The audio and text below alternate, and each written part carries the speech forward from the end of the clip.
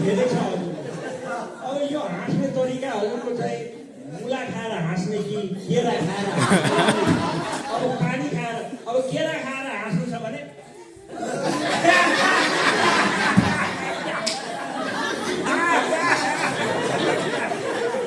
अब पानी खाएर हाँस्नु छ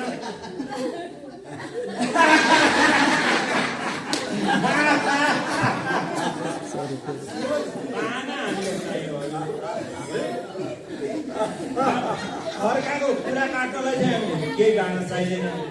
दिनभरि यो जिब्रो कहिले थाक्दैन त्यो शक्तिलाई हाँस्नमा प्रयोग गऱ्यो भने ऊर्जा पनि हुन्छ है अब उमेरले 60 वर्ष भए पनि 16 वर्ष हुन सक्न कहिले पुग्यो